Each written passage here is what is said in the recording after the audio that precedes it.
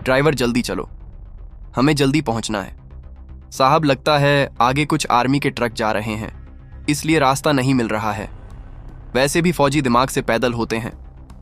गाड़ी साइड पे लगा, अभी उनकी अक्ल ठिकाने लगाता हूं। अब देखना मेरी ताकत इन आर्मी वालों को कैसे जलील करती है। अरे ओ फौजी, तुम्हें किसने कहा ट्रक को बीच सड़क में खड़ा करने का? पूरा रास्ता बंद कर दिया है। क्या समझते हो खुद को? तुम मुझे जानते नहीं हो। मैं इस इलाके का एमएलए हूं। मेरे एक इशारे पे पर थाने के इंस्पेक्टर सस्पेंड हो जाते हैं। तुम क्या चीज हो मेरे आगे? सर आराम से बात करें, इसमें थोड़ी गड़बड़ी हो गई है, हम अभी ठीक कर लेते हैं। साइड से गुजर जाओ, बहुत जगह है। अब तो मुझे बताएगा साइड कहाँ से गुजरना है? हम सब अपने देश के खादिम हैं, जुबान संभाल के बात करो। मैं खादिम? वाह, मैं चाहूं तो अभी तुम्हारी वर्दी उतरवा दूं। इसी चौराहे पर तुम्हारी कोई हैसियत नहीं है। तेरे जैसे फौजी हमारे आगे पीछे घूमते हैं और हमारे दरवाजे पर खड़े होते हैं। सर आप अपनी हद में रहें, तमीज से बात करें। अब तेरे जैसा 2 टके का कर्नल हमें सिखाएगा कि किस तरह बात करनी है। तुझे इतना मारूंगा कि तू याद रखेगा, तेरी सब देशभक्ति निकल जाएगी। जुबान काबू में रखो, मैं आर्मी कर्नल हूं। अरे तेरे जैसे जनरल कर्नल हमारे आगे पीछे घूमते हैं पूंछल हिलाते हुए। यहां से चुपचाप चला जा, वरना इसी चौराहे पर नंगा दौड़ाऊंगा तुझे। सुबह का सूरज अभी पूरी तरह निकला भी नहीं था, लेकिन आसमान में हल्की सुनहरी लकीरें फैल चुकी थीं। एक पुराना आर्मी ट्रक आहिस्ता आहिस्ता सड़क पर बढ़ रहा था। उस ट्रक में बैठे थे 10 जवान, सब अपनी वर्दी में और चेहरे पर वही सख्त लेकिन पुरसुकून। ट्रक के आगे चल रहे थे कर्नल वीरप्रीत सिंह, जिनकी उम्र 45 साल थी, लेकिन आंखों में अब भी वही चमक जो हुब्बुल वतन के पहले दिन थी। लेकिन चाल में अब भी वही मजबूती थी। सड़क किनारे कुछ लोग और कुछ बच्चे खड़े थे, जो आर्मी के ट्रकों को गुजरते हुए देख रहे थे और खुश हो रहे थे, और ट्रक के अंदर बैठे जवानों को सलाम कर रहे थे, और जवान भी खुश होकर उन्हें देख रहे थे। ट्रक के अंदर हेडक्वार्टर से हुक्म मिला था, सरहदी इलाके में रूट गश्त करनी है। ये ड्यूटी आसान नहीं थी।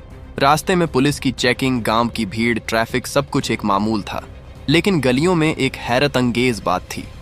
यहाँ लोग फौज को खुदा मानते हैं, पर इख्तेदार वालों का गुरूर कभी कभी इस एहतराम पर साया डाल देता है। ट्रक जैसे ही मरकजी सड़क पर पहुंचा, कर्नल ने देखा आगे एक लंबा काफिला जा रहा है। गाड़ियां काले शीशों वाली, लाल बत्तियां और आगे पीछे पुलिस की जीपें। उनके ड्राइवर हवलदार प्रेम कुमार ने कहा, सर लगता है कोई बड़ा लीडर गुजर रहा है, शायद रुकन असेंबली का काफिला है। कर्नल ने आहिस्ता से सर हिलाया। हाँ, ध्यान से चलाना, भीड़ नहीं होने देना, हम अपने रास्ते पर ही हैं, झगड़े से दूर रहना।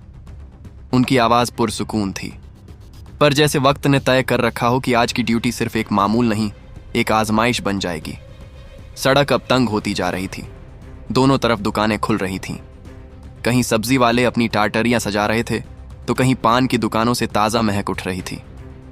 बीच में कुछ बाइक वाले रिक्शे और ट्रैक्टर आ जा रहे थे। ट्रक आहिस्ता आहिस्ता रास्ता पकड़ता हुआ बढ़ रहा था। तभी आगे से एक सफ़ेद जीप हॉर्न मारती हुई आई। ड्राइवर प्रेम कुमार ने ट्रक थोड़ा साइड में लिया, पर गाड़ी वाला और हॉर्न बजाने लगा। कर्नल ने पीछे मुड़कर देखा, वही रुकन असेंबली का काफिला था। वो गाड़ी कर्नल के ट्रक के बिल्कुल करीब आकर रुकी। जीप का दरवाज़ा खुला और उसमें से निकला एक आदमी। कपड़ों से मालूम होता था पैसे की कमी नहीं, और चेहरे से साफ था कि उसे इज्जत करवाना तो पसंद है, देना नहीं। वो था रुकन असेंबली मनोज श्रीवास्तव, जो हाल ही में इलेक्शन जीत कर आया था। रुकन असेंबली ने ट्रक की तरफ देखकर ऊंची आवाज में कहा, किसने कहा इस ट्रक को बीच सड़क पर चलाने के लिए? पूरा रास्ता रोके हुए हो, क्या समझते हो खुद को? कर्नल पुरसुकून अंदाज में बोले, साहब रास्ता सबका है, हमने किसी को नहीं रोका। आपका काफिला गुजर जाए, हम साइड दे देते हैं। पर मनोज श्रीवास्तव की आंखों में नमी नहीं, आग थी। वो आगे बढ़ा और बोला, तो देगा साइड? तू जानता है मैं कौन हूं? मैं इस इलाके का रुकन असेंबली हूं। मेरे इशारे पर थानेदार मुअत्तल हो जाते हैं, और तुम जैसे 2 कौड़ी के कर्नल मुझे साइड सिखाओगे। सड़क पर सन्नाटा फैल गया। चाय वाला हाथ में गिलास पकड़े रुक गया। बाइक वाले ने मोबाइल निकाल लिया। लोगों को पता था जब सियासत और वर्दी टकराती है तो सच्चाई अक्सर शोर में दब जाती है। कर्नल ने जब्त से कहा, साहब अल्फाज में ताकत होती है। हम सब अपने मुल्क के खादिम हैं, बराहे करम जुबान का ख्याल रखें। रुकन असेंबली ने हंसते हुए कहा, खादिम हाँ, पर मेरे जैसे लोगों के लिए तुम्हारी वर्दी की हैसियत क्या है? मैं चाहूं तो अभी उतरवा दूं तुम्हारी वर्दी यहीं इस चौराहे पर। उसने अपनी उंगली कर्नल की तरफ उठा दी, वही उंगली जो शायद पहले कभी लोगों की मदद के लिए नहीं, सिर्फ हुक्म देने के लिए उठती थी। कर्नल की पलकों में हल्की नमी आई, पर चेहरा अब भी पुरसुकून था। ट्रक में बैठे जवानों के दिल में आग जल उठी, पर हुक्म था जब्त। एक जवान राजू बड़बड़ाया, सर, अगर आप कहें तो हम। कर्नल ने उसे रोका, नहीं राजू, हम वर्दी पहनते हैं दूसरों की इज्जत की हिफाजत के लिए, अपनी हिम्मत दिखाने के लिए नहीं। रुकन असेंबली ने ताना मारा, वाह, बड़ा इल्म दे रहे हो, चलो अब हटो, मेरा रास्ता साफ करो, वरना। तभी एक दुकानदार ने आहिस्ता से कहा, फोन निकालो, रिकॉर्ड करो, ये सब दिखाना चाहिए लोगों को। चारों तरफ से मोबाइल कैमरे उठ गए। लोग अब खामोश नहीं थे, कोई बोल रहा था, इतना बड़ा आदमी होकर भी ऐसे बोलता है। कोई कह रहा था, फौज से लड़ाई मोल ले रहा है, पागल है क्या? रुकन असेंबली को अब एहसास हुआ कि मामला बिगड़ सकता है, पर उसका गुरूर अब भी बोझ से भारी था। उसने कर्नल को धक्का देकर कहा, देख लूंगा मैं तुम्हें, याद रखना।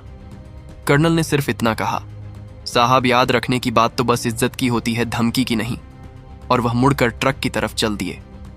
एमएलए कुछ बोलना चाहता था, पर तभी उसके मोबाइल की घंटी बजी। वो नंबर देखकर डर गया। दिल्ली का एक बड़ा नाम था, वो जिसे वह सर कहता था। हेलो सर, ये क्या बकवास कर रहा है तू? तेरे और आर्मी अफसर के झगड़े का वीडियो वायरल हो रहा है सोशल मीडिया पर।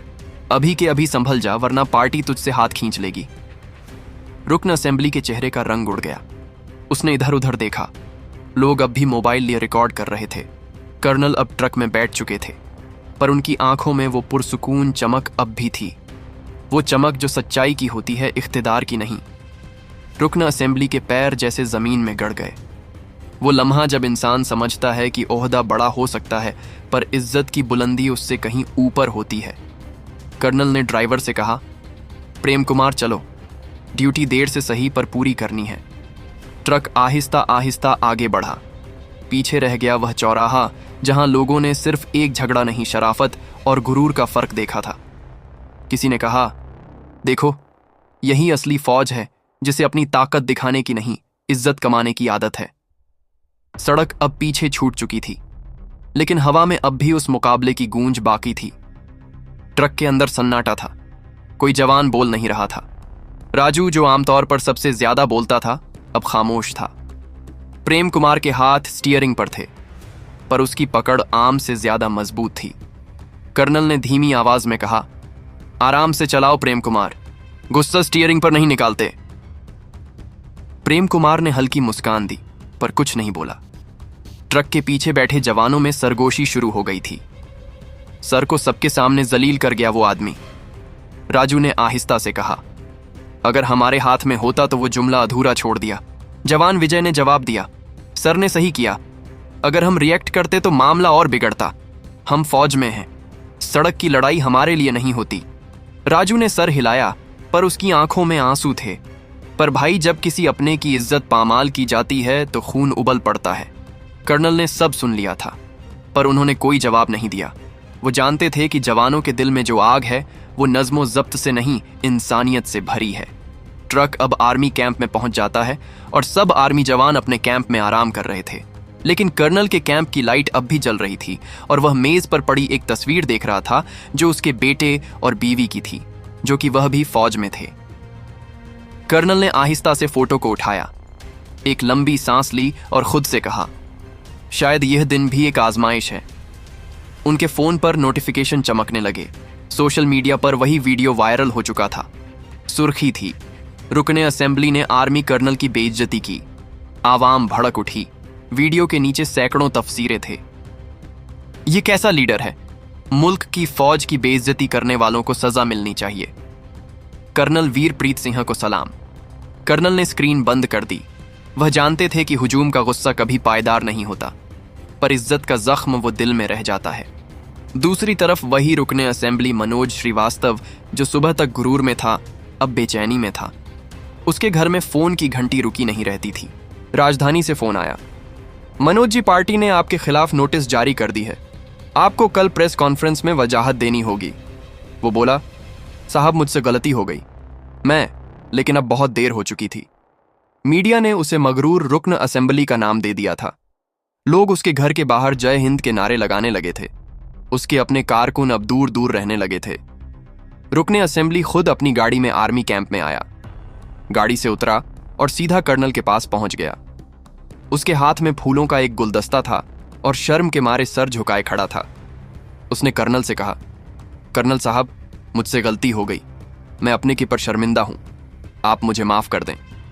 कर्नल ने रुकने असेंबली को कहा, सब लोग किसी ना किसी तरीके से देश की सेवा और हिफाजत कर रहे हैं और हर एक को इज्जत का हक है।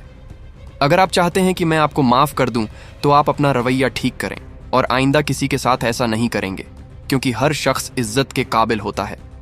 अगर आप असेंबली में बैठकर देश को चलाते हैं तो हम बॉर्डर पर खड़े होकर अपनी जान की परवाह किए बिना उसकी हिफाजत के लिए दिन रात खड़े होते हैं। ना सर्दी देखते हैं ना गर्मी। हमें सिर्फ अपने देश से मतलब है।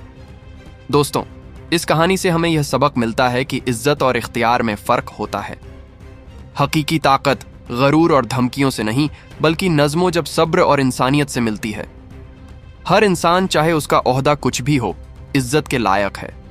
सियासत या ताकत का गलत इस्तेमाल अमूमी हिमायत खो देता है, जबकि शराफत और एहतराम इज्जत पैदा करते हैं।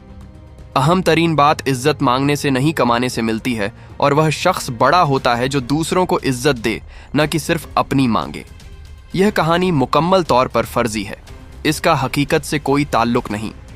इसका मकसद किसी भी इदारे, कौम, मुल्क, फौज या सियासतदान को टारगेट करना नहीं, बल्कि मुशर्रे में आगाही के लिए बनाई गई है। हमारी फौज हमारा फ़क्र है और हमें इससे प्यार है। दोस्तों, अगर आपको हमारी यह स्टोरी अच्छी लगी हो तो हमारे YouTube चैनल को सब्सक्राइब करें और हमारी वीडियो को ज़्यादा से ज़्यादा शेयर करें। शुक्रिया।